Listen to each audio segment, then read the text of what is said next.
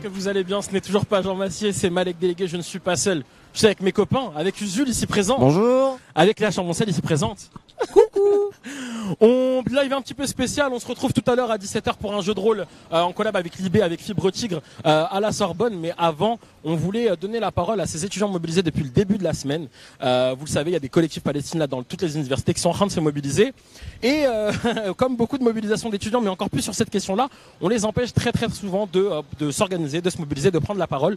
On est ici devant le centre universitaire de Tolbiac de Paris 1 et on est avec des étudiants parce que le but c'est de ne pas parler solo. Les copains, vous venez avec moi? Allez, qui prend la parole en premier? C'est toi. Comment tu vas?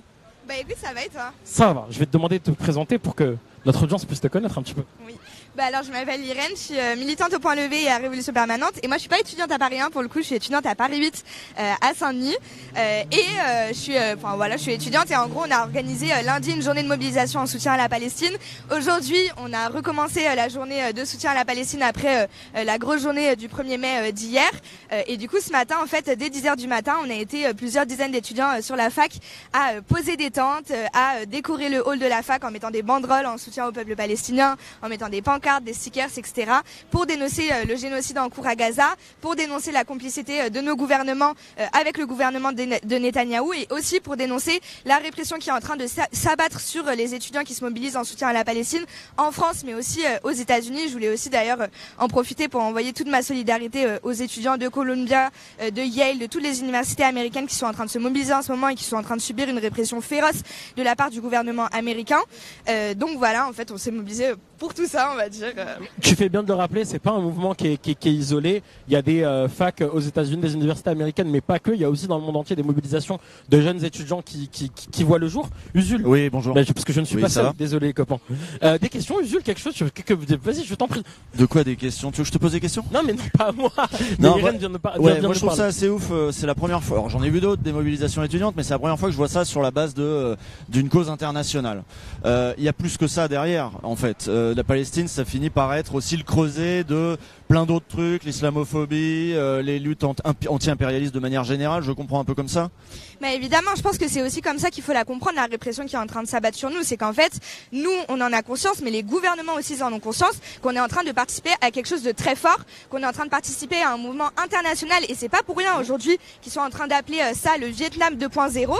C'est parce qu'en fait, ils voient toute une nouvelle génération qui est en train de se politiser sur les questions anti-impérialistes, qui refuse en fait de voir plus de 30 000 morts à Gaza, qui refuse en fait de voir les Palestiniens se faire déporter vers le Sinaï et qui refuse évidemment la complicité de nos gouvernements, qui refusent en fait l'envoi d'armes vers Israël, qui savent très bien en fait que le gouvernement français c'est un des gouvernements qui a aidé l'État d'Israël à acquérir l'arme nucléaire dans les années 1960, que le gouvernement français fin octobre il a envoyé des équipements de mitrailleuses vers l'État d'Israël, que en fait la France et Israël collaborent très régulièrement pour échanger des savoir-faire en termes d'armement. Par exemple, Israël envoie des outils de cyberespionnage qui vont par ailleurs apparemment être utilisés pour les Jeux Olympiques dans quelques mois. Et en fait, tout ça, on en est conscient dans notre génération et on le dénonce parce que effectivement, c'est pas juste la question de la Palestine. Aujourd'hui, on est choqué par ce qui est en train de se passer en Palestine. En fait, on est en train de banaliser un génocide devant nos yeux. C'est le premier génocide du 21e siècle et en fait, on essaie de nous faire passer la pilule de ces génocides-là, donc on le dénonce. Mais effectivement, c'est beaucoup plus large et il y a énormément de questions qui sont en train de s'agglomérer autour de la question palestinienne. Il y a la question palestinienne, mais il y a aussi la question de la crise climatique, de nos conditions de vie. Et aujourd'hui, c'est de ça dont ils ont peur. Ils ont peur en réalité que le mouvement pour la Palestine, il s'étende à d'autres questions. Quoi. Oui, et ce qui est assez extraordinaire, donc toi tu es militante à Révolution Permanente, donc le Point Levé c'est la version syndicat étudiant de RP, si j'ai bien compris. Exactement. Et donc on entend que tu es une militante formée, c'est l'avantage avec RP, ils sont carrés normalement. J'entendais à la radio ce matin Léa Salamé et d'autres là, ça parlait un petit peu de ça, chez France Culture aussi, alors oui le nouveau Vietnam machin, mais du coup ce serait aussi un prétexte pour des gens comme vous, des plus radicaux, qui radicalisent la jeunesse qui elle était plus ou moins pas politisée, qui peut-être sincèrement en effet est choquée par ce qu'elle voit sur TikTok, etc. Tu connais ce discours, et que du coup vous en profiteriez pour les radicaliser. Alors est-ce que ça marche bien? Est-ce que vous radicalisez bien en ce moment au Point Levé? Moi je pense que surtout il faut dénoncer le traitement médiatique qui est en train d'être fait de la mobilisation parce qu'en fait ils nous attaquent. Tu me dis ça à moi? Oui. Non, mais je pense qu'en réalité, c'est pas juste le fait de militants ou d'une minorité radicalisée. En réalité, ce qui est en train de se passer, ça reflète un état d'esprit plus général dans la jeunesse. Enfin, ces dernières années, on a vu la jeunesse sortir massivement dans la rue contre les violences policières et le racisme d'État après le meurtre de Naël ou pendant Black Lives Matter. On a vu la jeunesse sortir contre les violences sexistes et sexuelles, contre la crise climatique, pendant la réforme des retraites l'année dernière, après le passage du 49.3 en force par le gouvernement, etc. Et aujourd'hui, ils veulent nous expliquer qu'en fait, ce serait soit le fait d'une minorité radicalisée, d'antisémites, etc., pour décrédibiliser la mobilisation, mais aussi surtout pour derrière faire passer une offensive autoritaire d'ampleur, parce qu'en réalité aujourd'hui ils sont en train de réprimer la jeunesse, mais ils sont aussi en train de réprimer le mouvement ouvrier, le mouvement social, des militants en fait de différentes organisations, de la France insoumise. On a vu ce syndicaliste CGT qui a pris 1 an de sursis pour un tract. Exactement, et qu'en réalité, ils sont en train d'utiliser la question de la Palestine pour faire taire toute forme d'opposition au gouvernement. À travers, par exemple, l'utilisation de la procédure pour apologie du terrorisme, ils essayent de créer un délit d'opinion. C'est-à-dire que maintenant, tu vas écrire un tract en soutien à la Palestine et tu vas être condamné à 1 an de sursis.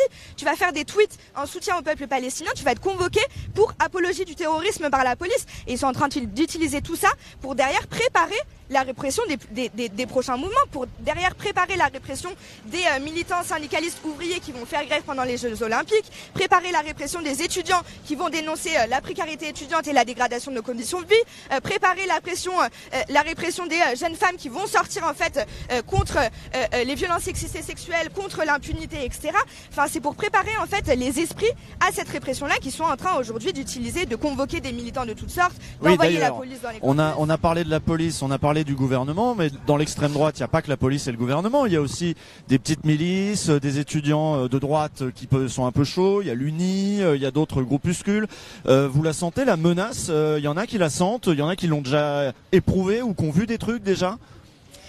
Parce ça s'est vu sur des campus, hein, la droite les jeunes de droite qui viennent pour démobiliser les jeunes en leur pétant la gueule. Ça s'est vu à Toulouse, il y a eu une affaire où il y avait même carrément une complicité de la part d'un des profs qui a été viré, il me semble, depuis. Mais est-ce que vous la sentez, cette pression au-delà de la police, mais aussi des groupuscules d'extrême droite? Je vais te demander de te présenter d'abord. Hein. Oui. Moi je m'appelle Marian, je suis militant à l'UNEF, Union nationale des étudiants en France. Cette répression, en effet, on la ressent, et déjà je vais rebondir sur la radicalité du milieu étudiant, c'est-à-dire que cette radicalité, elle est pas simplement encouragée par les organisations. Nous, justement, on surfe aussi sur cette radicalité, mais depuis notamment la réforme des retraites de l'année dernière, il y a une vraie radicalité dans le milieu étudiant, et les étudiants même réclament en fait des mouvements qui sont de plus en plus radicaux.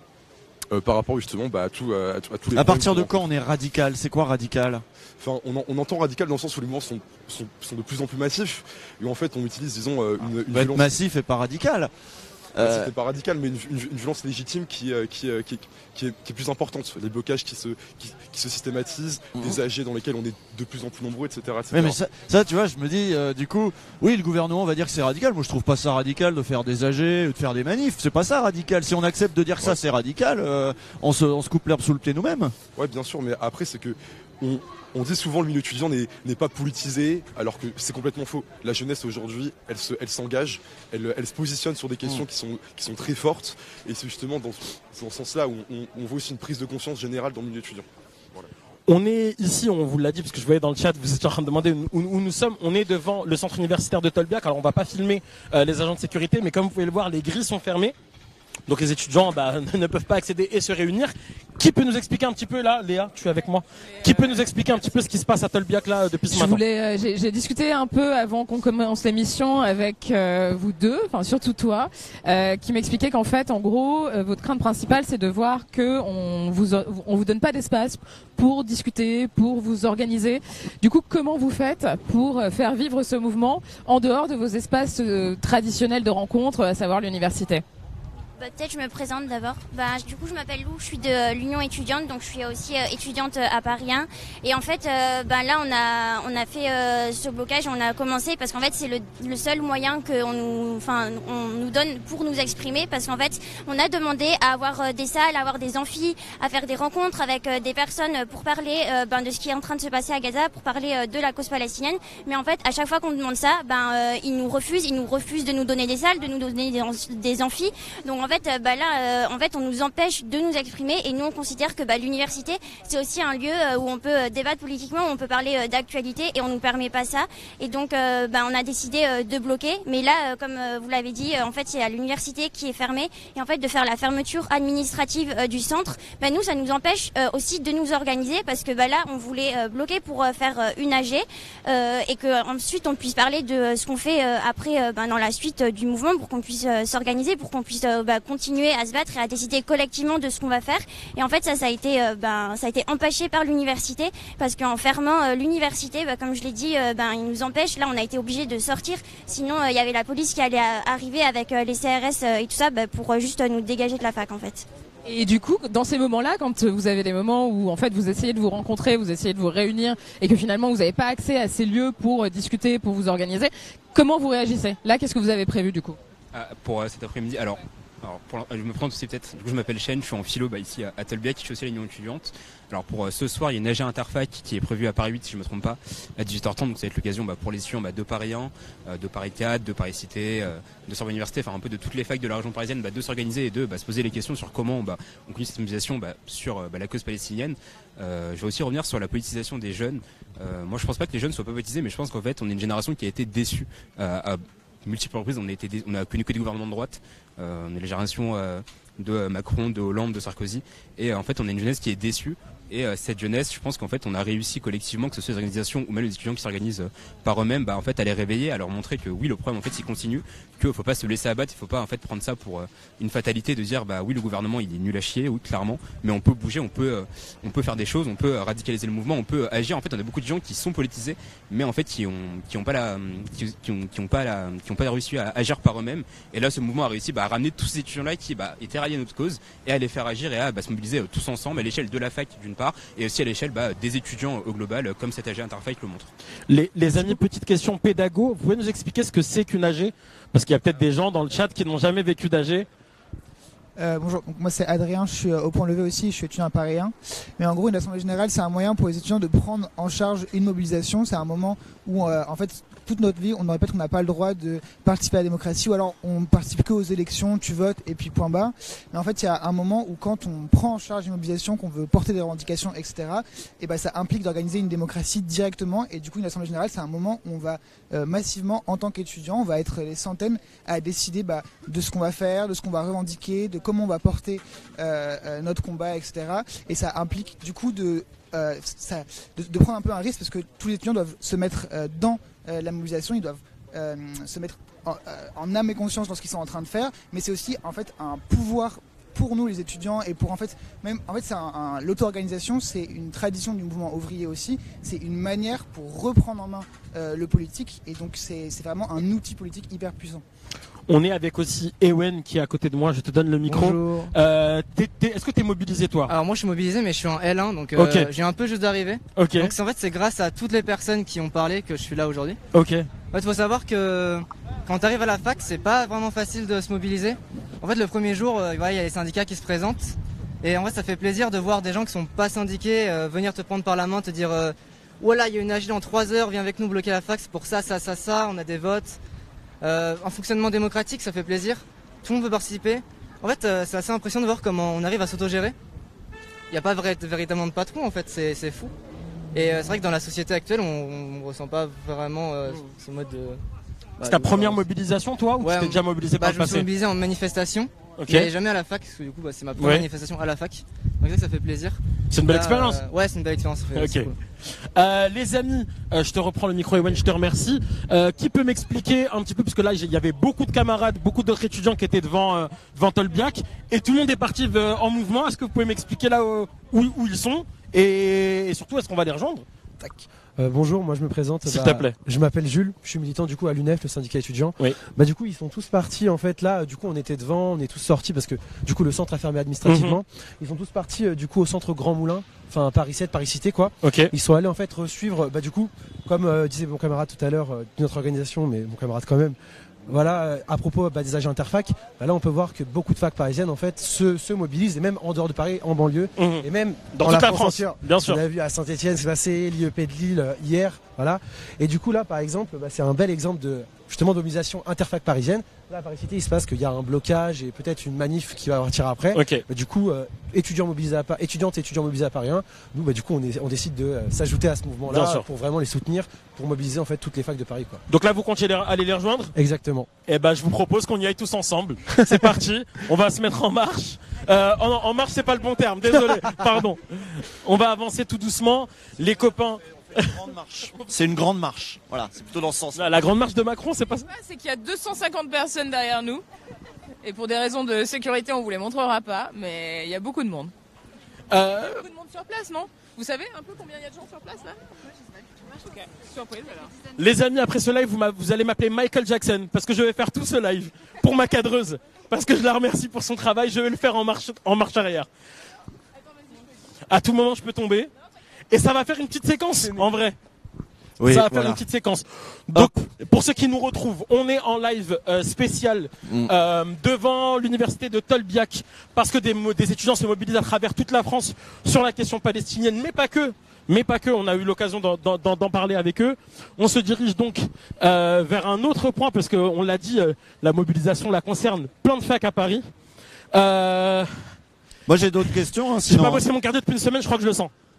J'ai d'autres questions. Vas-y, oui. Usul. Tiens, encore, allez, je reprends. Je reste avec toi. Je t'aime bien, moi. On va faire. Il y a eu AG ce matin. Est-ce qu'il y a déjà une coordination, genre interfac, machin?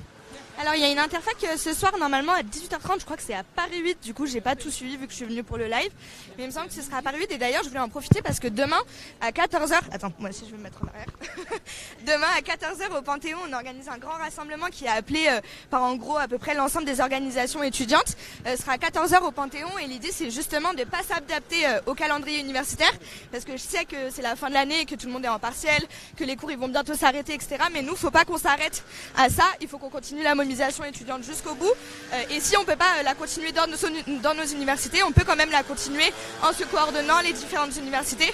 Donc il faut venir nombreux et nombreuses demain à 14h place du Panthéon. Alors il y a des revendications. À Sciences Po, il y avait des revendications assez claires sur les partenariats, etc. Est-ce que là, ça a été discuté aussi ce matin? Quelles peuvent être les revendications concrètes du mouvement étudiant concrètement ici à Tolbiac, mais dans d'autres facs? On reste sur ce. Il y a eu des choses là-dessus? Bah nous on revendique évidemment l'arrêt des massacres à Gaza. Oui, mais voilà, mais ça c'est un peu large. Mais On revendique aussi l'amnistie de tous les étudiants, enfin déjà de tous ceux qui ont été réprimés, interpellés. Par exemple hier au 1er mai il y a eu une 50aine d'interpellations. On revendique aussi le retrait de toutes les sanctions contre les étudiants mobilisés comme à Sciences Po puisque la direction de Sciences Po finalement avait décidé d'annuler les sanctions. Puis Retailleau a annoncé l'annulation de l'annulation des sanctions. Pardon. donc Retailleau, la ministre de l'enseignement supérieur. Exactement. Donc on revendique le retrait de toutes les sanctions contre les étudiants mobilisés, l'arrêt des partenariats à toutes les universités qui en ont avec l'État d'Israël. Et évidemment l'arrêt de la répression contre les étudiants, le fait de pouvoir exprimer librement notre soutien au peuple palestinien dans les universités, etc. D'accord, très bien. Est-ce qu'il y en a qui n'ont pas encore parlé, qui ont un mot à dire et qui en plus ont envie de le faire en marchant? J'ai une petite séquence folle, c'est que j'ai Léa qui veut poser une question à Eléa. Oui. Merci beaucoup, merci. Moi, je me posais la question de savoir, est-ce que, en dehors des étudiants et des étudiantes qui se mobilisent à Paris et dans d'autres villes de France, il y a d'autres catégories de la population qui veulent rejoindre le mouvement? Et comment vous allez chercher d'autres personnes en dehors de la catégorie étudiants-étudiantes? D'abord sur les étudiants, désolée. Même sur les étudiants, je pense que c'est intéressant de voir que là maintenant ça a repris beaucoup d'élan et que justement c'est peut-être moins mixte qu'au début de la mobilisation pour la Palestine qui a commencé du coup en octobre dans les facs, on se mobilisait déjà et donc en termes de est-ce que les secteurs de la population diverse veulent se mobiliser, moi je pense que oui et ils l'ont déjà montré en début d'année. Comment vous arrivez à être un peu, tu vois, genre le point névralgique de cette mobilisation? Parce que quand on pense à beaucoup de mobilisation, souvent ça pouvait partir d'un mouvement étudiant ou d'un mouvement ouvrier, et puis il y avait des alliances, des luttes. Et est-ce que ça c'est quelque chose que vous envisagez et comment vous l'envisagez?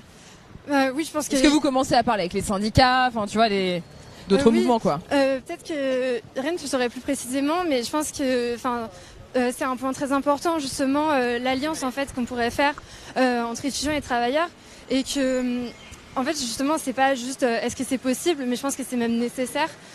Quand on parle on parle de la complicité de nos universités avec le génocide, avec la colonisation, mais on pointe aussi celle du gouvernement qui pointe tout, et ça je pense qu'on peut l'attaquer plus frontalement et plus efficacement. Enfin, c'est le seul moyen même, en fait, quand on le fait en alliance avec le mouvement ouvrier. Donc nous, la question de comment on le fait, peut-être que tu peux dire, mais moi je pense que c'est absolument central et que c'est très important.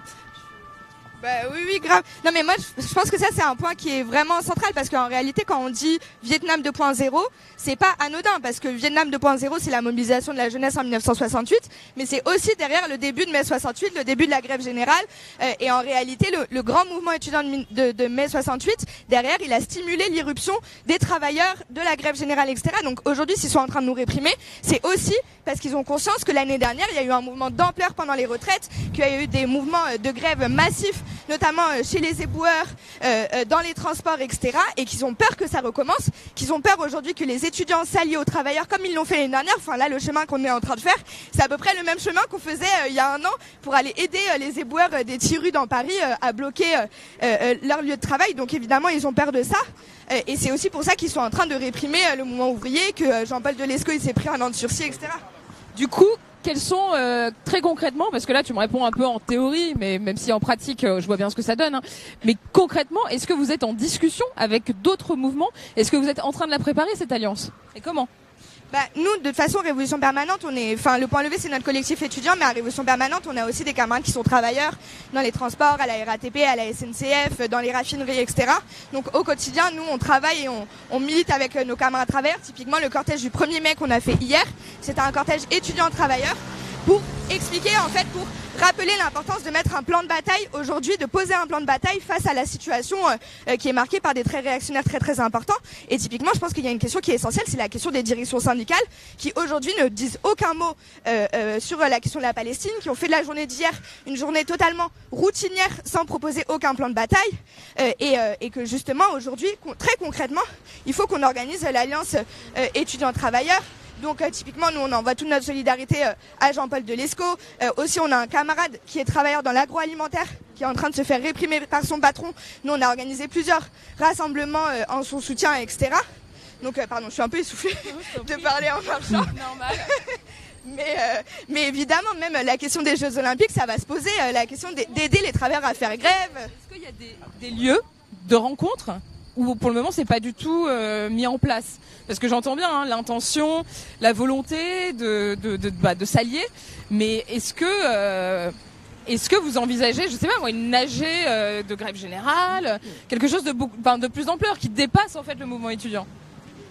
Moi, je pense que ce serait très intéressant. Enfin, je pense qu'en fait, il y a plusieurs phénomènes de grève par-ci par-là. Par exemple, il y a les travailleuses de Nolia, qui sont des travailleuses de nettoyage, qui sont en grève depuis plusieurs semaines. Enfin, il y a des mouvements de grève par-ci par-là. Comme je disais tout à l'heure, notre camarade qui travaille dans l'agroalimentaire, ses collègues se sont mis en grève pour réclamer sa réintégration après qu'il se soit fait menacer de licenciement par son patron, etc. Donc évidemment que c'est des questions qui sont très très importantes et qu'il va falloir voir comment est-ce qu'on organise la jonction. Et nous, c'est ce qu'on essaie de faire au quotidien avec Révolution Permanente, le Point Levé, etc. Il y a d'autres personnes qui veulent répondre là-dessus et qui sont pas représentantes de RP, par exemple, qui aimeraient prendre la parole sur comment faire en sorte que ce mouvement étudiant dépasse les facs, en gros. J'ai des petites questions encore. Il y en a qui veulent répondre là-dessus? Non? Bon, on va continuer de marcher. Est-ce que quelqu'un peut me guider? a forcément une petite idée sur la question. Qui en Waze, impec. Parce qu'il faut sachez que, comme dirait l'autre, que vous le savez, je n'ai pas mon bac, je n'ai jamais mis mon pied à la fac. Donc déjà je suis admiratif de tous ceux qui sont autour de moi et j'ai plein de choses à apprendre. J'ai envie de savoir, par exemple, qui peut me répondre sur... il y a des personnes qui sont pas forcément d'accord avec ce que vous dites à la fac. Viens mon ami. Hop là. Oui. Viens à côté de moi. Il y a des personnes... J'ai perdu ma cadreuse qui est derrière moi, non c'est parfait. Il y a des personnes qui sont pas d'accord avec vous forcément à la fac. Il y en a, oui. Il y en a beaucoup, c'est comment? Alors en réalité je pense qu'il faut différencier, Tolbiac c'est quand même une spécificité de Paris 1. Là où à Tolbiac c'est le cœur de la mobilisation en réalité à Paris 1. Si on prend des centres comme Cassin, comme l'Oursine, où c'est les centres de droit, effectivement c'est là où se concentrent généralement les étudiants qui sont soit pas d'accord avec nous, qui sont contre le blocage, sur les étudiants qui sont clairement fachos de l'Uni de la cocarde. L'extrême majorité, ils sont en droit à l'Oursine. Donc je pense qu'il faut aussi différencier ça. Sur les gens de Paris 1, je pense qu'on a quand même réussi sur ce mouvement-là à quand même avoir une sorte de consensus général de... parce que faut que je réexplique un peu le contexte de Paris 1, c'est que la mob, elle n'a pas commencé spécifiquement sur la Palestine. Il y a eu autre chose aussi à Paris 1 avant, dans les dernières semaines, sur une réforme du règlement de cours de connaissances, où l'administration a voulu supprimer les absences, la compensation, le rattrapage. Ça a lancé une grosse mobilisation, parce que ça touche tout le monde, hein, les absences, le rattrapage, le fait de pouvoir redoubler. Donc il y a eu ça, et puis cette mobilisation ensuite a évolué dans la dernière semaine sur une mobilisation purement sur la Palestine, sur l'anti-impérialisme, sur l'anticolonialisme. Unitaire au niveau des syndicats ? Unitaire au niveau des syndicats, et aussi avec les autonomes de Paris 1 qui sont hors syndicats, et aussi les étudiants lambda qu'on a pu voir celui tout à l'heure, qui est en L1, qui n'est pas du tout syndiqué, mais qui se mobilise. Et on a réussi à faire évoluer cette mobilisation d'une mobilisation purement Paris 1, purement locale, à une mobilisation qui est nationale sur la Palestine. On l'a vu aussi hier pendant le premier... ici comme ça ? Parfait. Et on l'a vu aussi hier au 1er mai, on avait beaucoup d'étudiants de toutes les facs qui sont venus. On avait des beaux cortèges pour la cause palestinienne hier au 1er mai. Et on voit que les étudiants quand même ils se sentent concernés par cette cause. En tout cas moi c'est l'impression que j'ai. Votre réaction face à ceux qui sont pas d'accord avec vous, est-ce qu'ils manifestent leur désaccord ? Comment ça se passe ? Alors à Tolbiac on en a quelques-uns, il n'y a pas, c'est pas énormément. Au niveau des actions sur cette mobilisation là, on n'a pas eu, je crois... mais je pense que mes camarades pourront me rectifier si besoin. On n'a pas eu d'attaque de l'extrême droite, etc. On n'a pas eu d'intimidation. Parce que aussi à Tolbiac, ils savent qu'à Tolbiac ils sont pas, en fait ils sont nuisibles. On ne veut pas d'eux à Tolbiac et à Tolbiac ils peuvent pas mettre un pied. Et c'est aussi ça la force de Tolbiac, c'est qu'il y a une sorte d'unité sur le campus au global d'étudiants qui sont contre l'extrême droite, qui sont pour la cause palestinienne, pour les causes progressistes. Et ça c'est beau à voir parce que c'est pas du tout le cas dans toutes les facs, très loin de là. Mais c'est beau à voir à Tolbiac. Qu'est-ce que tu réponds à... Parce que je suis aussi là un petit peu pour me faire l'avocat du diable. Dans le chat, j'avais des personnes qui étaient en train de me dire oui mais qu'est-ce que ça va changer en Palestine de savoir que des facs à Paris sont en train de se mobiliser ? Alors, ma question elle est volontairement provocatrice, mais pour que tu puisses y répondre.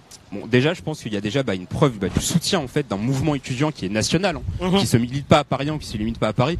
On l'a vu à Sciences Po, je sais à Lille, on l'a vu à Saint-Etienne, à Grenoble, un peu partout en France, des mouvements de soutien à la cause palestinienne qui se font à l'échelle nationale.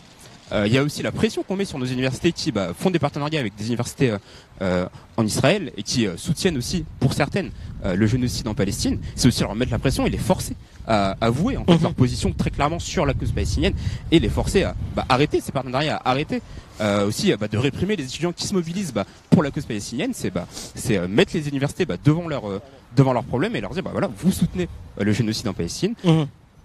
Nous on vous le montre et maintenant il va falloir se positionner très clairement. Est-ce que vous êtes pour ou contre? Et on les force à faire ça. Et preuve en est, ils veulent pas nous laisser parler parce qu'ils savent qu'ils sont en tort. Comment ça se passe quand on vous empêche de vous réunir, de vous mobiliser, de mener des actions? C'est quoi là la suite de la mobilisation? Au niveau de Paris 1? Au niveau de Paris 1, oui. Bon là ça fait quelques jours qu'on a la fermeture des centres. Ce qui fait que c'est la réponse de l'administration face à votre mobilisation. Très clairement. Et ça fait quelques jours parce que ça a bloqué pendant 2 semaines avant. On n'a jamais eu de fermeture de centre. En fait, c'est uniquement les profs qui avaient des mails pour dire le centre est fermé. Les étudiants n'ont jamais eu de mail avant la semaine dernière. D'accord. Là maintenant, ils commencent à nous envoyer des mails parce qu'en fait, ils veulent arrêter la mobilisation par la force en disant les étudiants, s'ils sont pas à la fac, de toute façon, ils peuvent pas se mobiliser s'ils sont pas à la fac. Et c'est ça la réponse de l'administration, c'est en fait c'est nous empêcher de nous mobiliser, de nous organiser parce qu'ils savent que le mouvement est massif et parce qu'ils savent qu'on peut leur faire une réponse radicale. Ouais, et un peu de la même manière que ils ont essayé d'essouffler le mouvement des Gilets jaunes en fermant les ronds-points. Là, l'idée c'est de fermer les facs. Ah oui, très clairement. Et toi, t'as des liens aussi avec d'autres facs nous, parce que toi, t'es chez qui, toi, déjà? À l'Union étudiante. T'es à quoi? L'Union étudiante. Ah oui, c'est le nouveau truc, ça. C'est ça. Raconte-nous, c'est quoi l'Union étudiante? C'est la fusion de quoi et de quoi? Alors, en gros, Ou c'est une scission? C'est l'inverse? Alors, c'est un peu complexe. Ça dépend à qui on demande. Oui. En gros, il y avait l'Alternative qui était un syndicat étudiant qui est une fracture de l'UNEF de 2019. Qui du coup était présent avec l'UNEF en parallèle. Attends, fais la version courte parce que là moi ça m'intéresse, mais j'ai peur que les gens décrochent un peu. Du coup il y avait l'Alternative et l'UNEF qui cohabitaient jusque l'an dernier. Il y a une partie de l'UNEF qui est partie de l'UNEF pour rejoindre l'Alternative et ces deux morceaux ont créé l'Union étudiante. D'accord. Qui est maintenant du coup le premier syndicat étudiant au niveau des CROUS et au niveau du CNUS, du coup le CROUS national. D'accord, voilà. Très bien. Bon, donc là, le programme, donc dans les semaines à venir, c'est étendre le mouvement. Et donc toi, tu es au moins en relation avec les autres camarades du même syndicat de partout en France. Exactement, c'est ça. Et donc une assemblée des assemblées, c'est ça le truc? Alors, pour l'instant, on a l'interfac parisienne du coup ce soir. Ouais, parisienne d'abord, ouais. J'imagine qu'il y a aussi des interfacs dans les autres régions de France. J'imagine qu'il y en a parce que bon, on le sait, la cause palestinienne elle touche toutes les facs en France. Et ensuite, est-ce que ça va créer une mobilisation nationale? Je l'espère. Hein. Je l'espère, mais le mouvement, le problème aussi, c'est la temporalité, c'est que là, on est tous en période de partiel d'examen, qu'on a des étudiants qui peuvent pas se permettre de redoubler parce que ils vont perdre la bourse, etc. Donc c'est aussi compliqué pour les étudiants de se mobiliser, surtout cette période. Mais j'espère que le mouvement va pas s'essouffler et qu'il va pas s'arrêter, du coup, pour Apparien demain, le jour des vacances. Et parce qu'il y a toujours cette question des lieux, quoi. Où est-ce qu'on fait les trucs, c'est ça le gros problème, c'est que si on nous laisse même pas la fac pour nous organiser, en fait. Là, on a les rassemblements devant le Panthéon, comme celui qui va y avoir demain à 14h. Il y a celui aussi de la semaine dernière qui a été largement réprimé par les CRS, avec une NAS qui a duré 4 heures. J'étais au Panthéon jeudi dernier. Au Panthéon, d'accord. Une NAS qui a duré quand même 4 heures, je crois. Des CRS qui frappent des gens à coups de matraque, qui embarquent des gens en pleine rue avec des touristes qui se font avoir et qui savent pas ce qui se passe et qui eux aussi se font réprimer sans raison. C'était quand même assez violent. Le traitement médiatique, comment t'as trouvé ça? Est-ce que vous avez vu des médias sur place? Est-ce qu'ils essayaient d'interroger les étudiants? J'ai pas trop vu ça, moi. Moi, j'ai surtout vu des gens en plateau qui disaient que c'était scandaleux, mais j'ai pas trop entendu des étudiants qui en parlaient. Moi, je dis, j'ai pas vu de médias. Et pourtant, le sujet les fascine. Oui, mais en fait, le traitement médiatique qu'on reçoit, et je dis mais c'est pas que les étudiants, c'est aussi les travailleurs et les travailleuses qui se mobilisent, c'est aussi les personnes qui se mobilisent pour la cause palestinienne, et on sait qu'il y en a plein. On sait qu'il y en a plein en France. En fait, on passe, je vais le dire clairement, on passe pour des antisémites, on passe pour des gens qui veulent tout casser, pour des gens qui sont pas dans le respect de la démocratie. Mais en fait, exactement. Le problème qu'il y a, c'est que le respect de la démocratie, oui, mais on nous laisse pas nous exprimer. Donc qu'est-ce qu'on fait? On se tait, on se soumet à ce gouvernement. Alors il y avait le truc des mains rouges, par exemple. Oui, j'ai eu ça qui a Sciences fait. Donc pour résumer, en gros, en fait, on nous fait passer. Oui. Pour les agresseurs. Il y avait. Et c'est le gouvernement qui se victimise. Et qui dit mais regardez, ces sales gauchistes qui nous attaquent, ils sont antisémites, en plus ils respectent pas les lois, ils respectent pas la démocratie. Mais je pense que les victimes, faut se le rappeler, c'est quand même le peuple palestinien. Et c'est quand même fou qu'en fait on ait inversé ce rapport victime-agresseur et que ce soit aujourd'hui le gouvernement qui se victimise. D'accord, je crois que Malek voulait reprendre. Non, Malek est reparti. Très bien, ok, très bien. Bon, Léa, pareil, oui. Tu enchaînes. J'ai bien trouvé des choses à vous demander quand même. Globalement sur chacun et chacune représente des facs différentes, ça j'ai pigé. Est-ce que vous avez l'impression que le mouvement au sein des facs dans lesquelles vous êtes prend vraiment, et à combien vous pourriez éventuellement estimer en pourcentage précis le nombre de participants dans chacune de vos facs? Genre c'est plutôt 80%, 10%, 5%? Malheureusement, du coup, comme on disait tout à l'heure, les étudiants, en fait, surtout pour la cause palestinienne, parce que c'est vraiment une cause qui mobilise les gens, qui fait bouger les gens vraiment, parce que on voit littéralement un génocide devant nos yeux. Du coup, forcément, on est tous outrés. Et du coup, face à la non-réaction aussi du gouvernement. Et du coup, nous, par exemple, à Paris 1, moi je suis militant à Tolbiac, et à Paris en général, justement, ce mouvement-là, il permet, parce qu'on voit, il y a des amphis qui sont remplis, entre orgas, même avec des étudiants qui sont mobilisés en dehors d'organisation. On est tous mobilisés et on voit que même nous, au début, membres d'organisations militantes, qui essayons du coup de lancer le mouvement, en fait, on a vu que même sans ça, en fait, les étudiants se lancent d'eux-mêmes, même sans organisation étudiante. Et du coup, ça c'est vraiment important et on voit vraiment que il y a vraiment une ferveur par rapport à ça.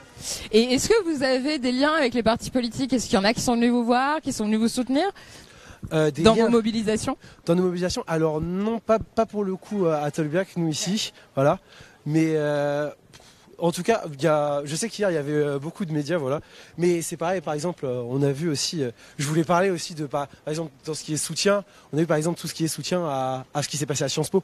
Ouais. Parce que ça a fait vraiment du coup là pour le coup le tour du monde, parce que aussi Sciences Po c'est comme en tant que grand lieu d'études, sélectif aussi, élitiste aussi, comme ça a fait vraiment le tour du monde. On a vu sur tous les médias internationaux, il y avait Al Jazeera qui a repris, tout ça, et on a vu que par exemple ça a vraiment misé. Par exemple tout à l'heure on parlait de la répression, et on a vu que par exemple Valérie Pécresse, présidente de la région Île-de-France, a décidé de retirer les subventions à Sciences Po. Ouais. À Sciences Po. C'est hallucinant.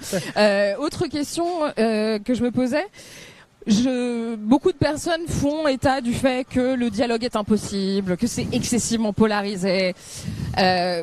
Bon, est-ce que c'est une réalité ou est-ce que vous arrivez à dialoguer aussi avec des personnes qui veulent pas forcément soutenir le mouvement, ou est-ce que c'est une amplification lunaire de la part des médias et des politiques?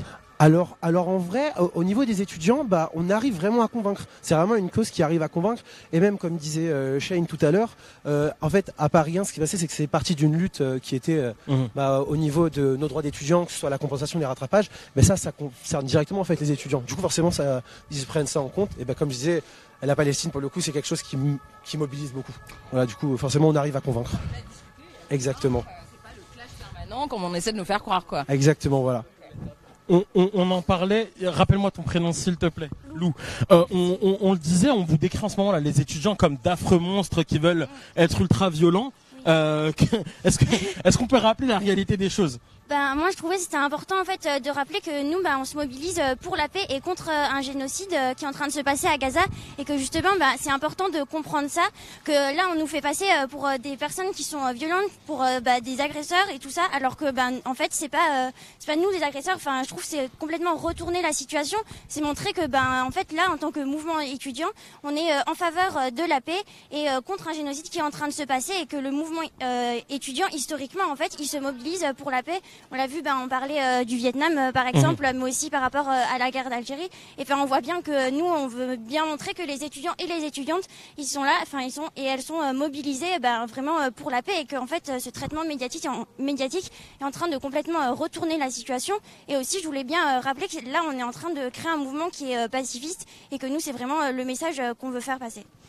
Je le rappelle, on s'était donné rendez-vous à la base pour un petit live à 17h pour un jeu de rôle à la Sorbonne, et puis finalement on s'est dit qu'on allait, avant de faire ce live, donner la parole aux étudiants qui sont mobilisés sur la question palestinienne dans toutes les facs de France et notamment à Paris. On était donc devant le centre universitaire de Tolbiac et on s'est baladé. Je me permets aussi de rappeler qu'on est passé un moment devant le resto, l'ancien resto U des camarades étudiants de Tolbiac, resto qui a fermé depuis 2 ans, et maintenant ils ont que des cafés, ils ont plus de resto. Bon, voilà, ça c'est un petit process qui avance petit à petit, et ils ne sont pas mobilisés que sur la question palestinienne. On en a parlé au tout début. On a marché, on a bien marché, hein, ok. Moi j'ai une petite question, et là vraiment qui veut répondre le fait. Au-delà de votre mobilisation, au-delà de votre engagement syndical, est-ce que vous êtes engagé politiquement? Est-ce que certains veulent m'expliquer s'ils souhaitent voter ou non aux européennes, sans nous forcément dire pour qui? S'ils veulent le dire, ils peuvent, ils le peuvent. Usul dit qu'il faut le dire. Est-ce que quelqu'un veut répondre? Vas-y, je t'en prie. Et on avance en même temps. Moi je voulais parler par rapport aux européennes, oui. Tout ça, voilà. Je disais qu'il y a eu un gros mouvement, et ça c'est super pour du coup parce qu'il y avait beaucoup de gens, surtout de jeunes en fait, parce que souvent on dit que les jeunes votent pas, mais nous en fait sur les facs on voit qu'ils sont mobilisés. Du coup, il suffit vraiment parce que c'est pas du tout, c'est pas facile souvent. Bien sûr. Et du coup il y a eu un mouvement du coup pour que les gens s'inscrivent sur les listes électorales, tout ça. On rappelle que vous pouviez le faire en ligne jusqu'hier et vous pouvez le faire en mairie jusqu'à vendredi soir si c'était pas fait. Exactement. Et du coup nous par exemple, militants dans des organisations étudiantes, on connaît tout ce qui est très basse participation sur les élections. Voilà, ça nous arrive par exemple aux élections Crous, il y avait des scores historiques de participation qui étaient genre de 13%. Ça peut paraître très peu, mais c'est historique vraiment. Ok, d'accord. Voilà. Je me rends pas compte moi. Exactement. Et du coup, en fait, c'est des élections qui sont ultra importantes, surtout quand on voit par exemple chez les jeunes.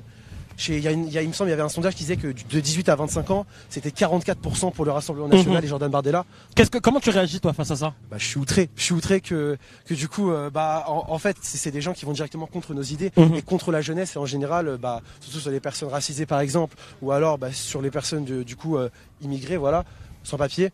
Nous, on soutient par exemple tout ce qui est étudiantes et étudiants immigrés. En tant que syndicat et organisation étudiante, on les aide par exemple à s'inscrire à la faculté parce qu'il y a beaucoup de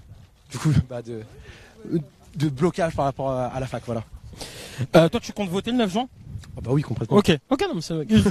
Ouais, tu penses pas que le pays il est finito ou pas?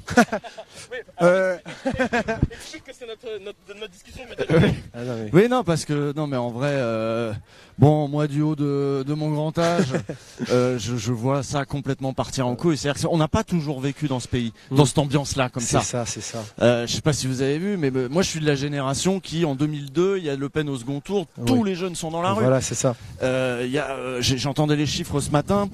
On parlait du RN à l'époque. Le FN fait 5% chez les jeunes. Et maintenant, comme tu l'as dit, maintenant on est autour des 40 et tout, donc qui est pourtant c'est relativement terrifiant. Et comment vous arrivez à trouver de l'espoir là-dedans? Parce que moi j'ai des fois j'ai des coups de mou, tu vois. Bah, je pense que vous comme moi, c'est pour ça qu'on est là et qu'on fait tout ce qu'on fait aujourd'hui, qu'on milite pour parler aux étudiants, pour vraiment leur faire comprendre que c'est pas du tout dans leurs intérêts de voter pour ces gens-là qui sont en général voilà, des gros racistes, des gens d'extrême droite qu'on repousse. Ouais. Mais ouais, chez les jeunes en ce moment surtout, c'est marrant parce que souvent à l'époque on disait par exemple oui quand on est jeune on est à gauche mais après on devient de droite. Maintenant même quand on est jeune on devient de droite. Voilà. Donc c'est assez terrifiant, mais même sur les facultés on arrive franchement à convaincre, mais voilà. Mais c'est compliqué quand même. Et on est où là, tu sais, j'ai rien compris moi. Du coup on est au campus Grand Moulin de l'université Paris-Cité. D'accord. Voilà. Paris 7 il me semble, voilà. Et du coup là on va rejoindre du coup des étudiants qui sont mobilisés du coup pour la Palestine. Tu les connais, ils sont sympas? Oui, ils sont sympas. Bonjour. Comment allez-vous? Ça va très très bien. Désolé pour l'appui, on vous a mis un peu l'appui. Alors, oui. Écran particulier. Bonjour, alors nous on a déjà pas mal discuté un peu avec les autres. On avance, on va rejoindre les gens en même temps? Plutôt le côté. Par l'autre côté, d'accord. C'est plutôt le côté. Donc bienvenue à Grand Moulin pour le chat. Ouais, présente-nous, qu'est-ce qui se passe ici? Présente-toi d'abord. Présente-toi. Moi je m'appelle James, je suis au Point Levé. Ah, toi du coup, aussi, et voilà. on a participé Je tombe que sur eux. à C'est fou. la création du comité Palestine. Il y a d'autres camarades de quoi? Bah oui, mais apparemment on va bloquer là, il y a d'autres trucs qui se bloquent là-bas. Tout est bloqué partout. Mais ça bloque plus. Ah, ça bloque derrière la porte là-bas. On va aller en direct du blocage. Donc en gros ce qui est passé c'est que nous on a fait une AG mardi, on a décidé de faire une journée un peu de mobilisation sur la Palestine, notamment en faisant des tours d'amphi.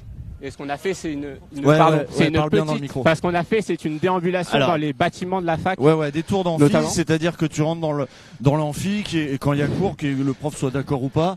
Oui, l'idée c'est un peu ça, c'est-à-dire un peu d'essayer de sensibiliser les étudiants sur la question palestinienne, parce que ce qu'on remarque, c'est qu'il y a un soutien passif sur la question de la Palestine, mais qui se transforme pas forcément sur la mobilisation, parce qu'il y a une peur importante au niveau de la répression, quoi. Et il y a quand même. Mais il y a un soutien qui est important. Enfin, on a été applaudi dans certains amphis. Je dirais pas tous les amphis non plus, mais on a été quand même applaudi. Mais il y a surtout une peur de se mobiliser, comme on peut le voir, enfin, sur les soutiens à la Palestine en général, quoi. Bon là, ça gueule là. Je reprends le micro pour le live. Donc on était devant le campus de Tolbiac, on arrive ici là devant un campus de l'université Paris-Cité, et comme on peut le voir là devant l'université, on a des étudiants qui sont mobilisés et qui sont en train de chanter un blocage là devant. On va se rapprocher.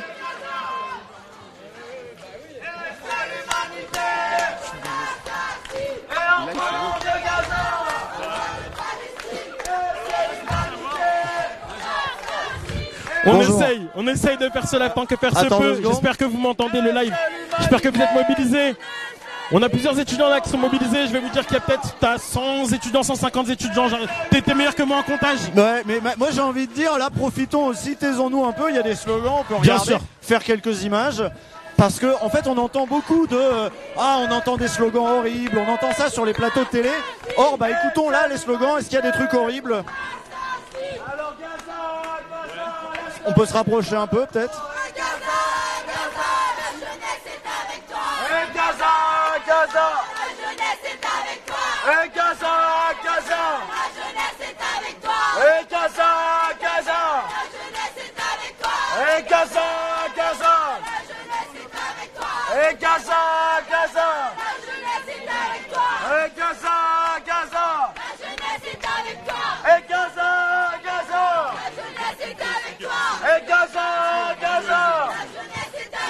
Ouais. Gaza, la jeunesse est avec toi. Et Gaza, la jeunesse est avec toi. Et Gaza. On le voit, plusieurs étudiants sont mobilisés. On va donner la parole aussi à d'autres étudiants qu'on n'a pas entendus depuis tout à l'heure. On a aussi des personnes qui ne sont pas engagées dans un mouvement, dans un syndicat, et qui veulent prendre la parole. On m'a dit que ça arrive incessamment sous peu. Voilà, mon travail est un peu de meubler ce live. J'espère que vous êtes mobilisés là sur le chat. N'hésitez pas, j'essaie de regarder de temps en temps s'il y a des questions et on va essayer de les poser pour vous. Alors, il y a des camarades qui sont super chauds là. Ok. Notamment pour parler du fait que les syndicats il y a des syndicats, on en a parlé, il y a le Point Levé, il y a l'autre, je me rappelle plus lequel, l'UNEF, oui, déjà aussi. Et il y a aussi plein de non-syndiqués. Oui. Ouais, vas-y, tu peux le prendre. Oui, merci. voilà. Ce qui s'est passé, c'est que à la fois à Tolbiac comme ici, ce sont des mouvements qui se sont faits de manière spontanée et autonome. Les syndicats ne se sont pas organisés avec nous. Ce sont vraiment des autonomes qui sont venus et qui ont bloqué, qui ont manifesté, qui ont crié. Et les syndicats ne sont arrivés qu'à la fin. Certes, les syndicats ont aidé, mais les syndicats n'ont pas eu leur mot dans les blocus. Et la plupart n'étaient même pas d'accord pour ça au départ. On remercie les syndicats, mais il faudrait quand même rappeler que les autonomes sont majoritaires dans ces actions. Et les autonomes sont les principaux lanceurs de ces actions. Et ça serait bien de le rappeler. Ensuite, les autonomes ont des revendications aussi, qui sont les mêmes que les syndicats. Le fait que les partenariats avec les universités israéliennes soient remis en question. Le fait que des enquêtes soient menées sur ces partenariats. On voudrait aussi que certaines entreprises privées se délogent de nos conseils universitaires parce qu'ils n'ont pas trop leur mot à dire. Par exemple, ici à Paris Cité, c'est L'Oréal qui a un siège à la CFVU de Paris 7. Et c'est la même chose à Paris 1. Il y a des entreprises privées qui ont des sièges au CFVU des universités, ce qui n'est pas normal. Et je ne comprends pas ce qu'une entreprise de cosmétiques aurait à faire dans les plus hauts conseils de nos universités. Enfin, ce qu'on aimerait aussi, ce serait qu'il y ait une meilleure collaboration entre les élèves et les syndicats sur des questions qui nous concernent tous et qu'il y aurait aussi une meilleure mobilisation des étudiants et que l'État nous écoute et arrête de nous bâillonner. Nous ne sommes pas des terroristes, nous sommes des étudiants qui voulons montrer que nous sommes aussi du bon côté de l'histoire et qu'un génocide avec un génocide confirmé par la CPI, un génocide confirmé par des juristes. Pas la CPI, la CIJ. Pardon, la CIJ, pardon. CPI, on verra plus tard. Mais ouais. Je confonds les deux. Oui, par la CIJ, ce serait bien qu'on arrête de nous bâillonner pour des choses qui sont nommées par des instances supranationales. À un moment, on se fonde sur des données, on se fonde sur des accords, sur des instances. Et on n'est pas des sauvages qui crions pour le plaisir de crier. La plupart d'entre nous. Par contre, vous criez, hein. Ça c'est clair. Mais pour la plupart, nous sautons des examens, nous sautons des cours, nos partiels arrivent bientôt. Moi par exemple, mes partiels. Vous sautez les examens, ça veut dire là tu fais sauter les partiels. Bah oui, par exemple, mon partiel d'aujourd'hui a été annulé, mon partiel de mardi a été annulé. J'ai partiel à partir du 13 mai. Certains ont vu leur partiel déplacé dans d'autres campus, par exemple à Sancier.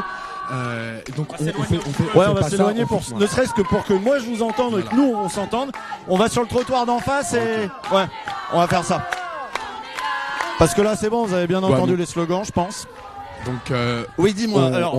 On ne fait pas ça pour le plaisir de manifester parce qu'on a des choses à perdre nous aussi. Mais cependant, voilà, mais là on est où? Là on est à la porte de derrière du truc? Oui, on a la porte. Parce que là ils ont fermé. Oui, ils ont enfermé leurs étudiants des deux côtés. Les étudiants sont enfermés dedans. Les étudiants sont enfermés. Il faut savoir que c'est contre la loi parce que le plan Vigipirate impose aux universités et à tout bâtiment une entrée et une sortie de part s'il y a un attentat ou un incendie. Sauf que là, si venez, ils viennent d'ouvrir. Il y en a qui sortent. Ils viennent de l'ouvrir. Mais par exemple à Tolbiac c'était pareil. On était bloqué à 1000 dans. Ah non, ils ont ouvert et refermé. D'accord. Voilà. Mais à Tolbiac, par exemple, mardi, on était enfermé à 1000 dans la fosse, sans possibilité d'entrée, sans possibilité de sortie. Et lorsqu'on l'a dit à des médias, la fac s'est très très vite empressée. Et il y avait eu des interpellations à ce moment-là ou? Non, parce qu'on est resté majoritairement pacifiste. On s'assied juste dans la fosse et on manifestait, on scandait des slogans comme ici d'ailleurs, hein. Même si les flics ont fait des petites rôdes. Ici ils sont venus en camion, à Tolbiac ils sont venus 2-3 fois avec leur moto. Pour essayer un peu de nous foutre la trouille, pour dire des choses comme ça. Mais voilà. D'accord. Tu voulais dire un mot aussi? Vas-y. Moi, la seule chose que je voulais dire, c'est que voilà, moi, ce qui m'énerve, c'est juste de voir des personnes importantes de syndicats venir à chaque fois quand il y a les caméras pour prendre la parole, pour dire oui, voilà, on a fait ça, on a réussi ça. Mais quand moi, je viens les voir pour leur dire venez descendre l'étape, venez bloquer avec nous, ils sont jamais là, ils veulent pas descendre. Et donc moi, c'est ça qui m'énerve, c'est-à-dire que bien sûr, dans le mouvement, il y a des syndiqués, il y a quelques syndiqués, mais majoritairement, c'est des non-syndiqués comme moi, par exemple.